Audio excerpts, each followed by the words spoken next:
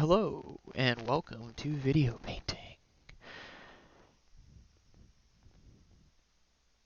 Hello, and welcome to video painting with cskonopka. So today, I'm gonna use half of a patch I used in the previous video. I will go through it, and I'm gonna show how to use the memory palace with a still ramp to create some type of imagery, and to also use it as a voltage controlled source. So what I'm doing first, this is actually the output of the memory palace. Let me clear it. And to give you a better understanding, I can't give a direct view of the screen, but what I can tell you is the exact settings I have it set up for this video. So what I have in path, it's paint, the key is luma, the ends is a still, which I'm using a ramp still, the out is split, aux is alpha, the CSC is YUV, the threshold is split, and the scale is GFX. Great. So as you can see, the only buttons I have enabled is spin and the X scroll.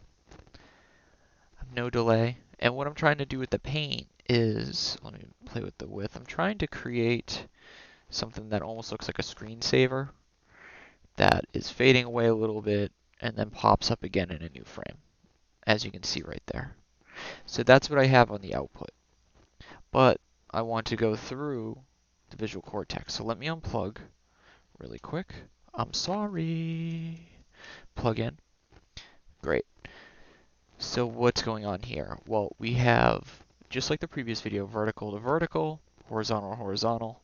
Chain those out to the navigator, and those are going out. So the horizontal of the navigator is going to green channel B, and vertical going to green channel A. Fantastic. Next step, we're actually taking, what is this, the green out of the memory palace of that ramp going into the voltage control of the visual cortex. And we don't have the red hooked up yet, but I will hook that up in a second. What we have next, we have the stencil going into the bridge, and one of the multiples is going to the source of the staircase. From there, staircase divided by 1 is going to the frequency, and frequency voltage control of this prismatic array, which is not hooked up yet, as you can see. And we have divided by 2 going to colorize. Fantastic. So what do I want to do now? Well, first off, I want to show how the memory palace ramp, as you can see, is creating these interesting patterns, almost like in the sky of this triangle or pyramid or whatever you want to call it. And what I thought was interesting and why I wanted to go and check this out when I was just experimenting is when I took the red and went to size, created this really, almost like a swan right there, some interesting patterns within this video. And again, I'm going to unplug it so you can see. Here's the triangle. Great. And then I'm going to go again into the size, and you see how it creates this interesting pattern. Well, now let's take the prismatic array and go into ratio.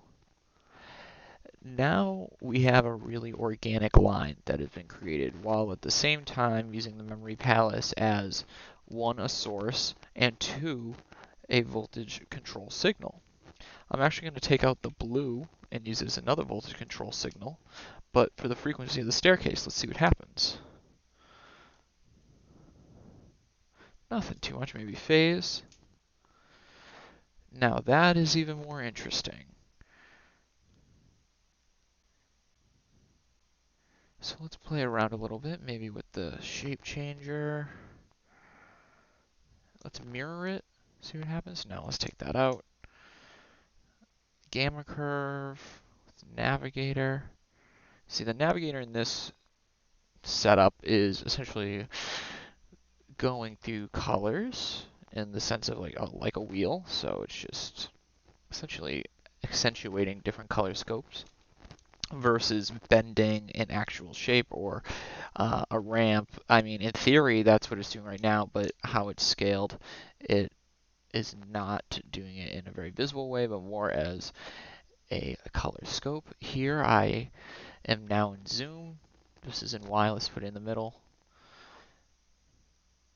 So we're almost like a diamond shape, as you can see down here. So it's on the triangle in the middle of the contour. That's the circle, that's the diamond. Let's go in the middle. We're at triangle. Let's go on the diamond for mirror. Let's go in the center. Let's play with, so as you can see, now it's rotating the ramp, and it's really creating some unique colors and shapes. Let's do negative, or take it out of negative, and take it out of solarize. Really digging that. Let me move the navigator a little bit so it's not as jumpy. Let's do width instead.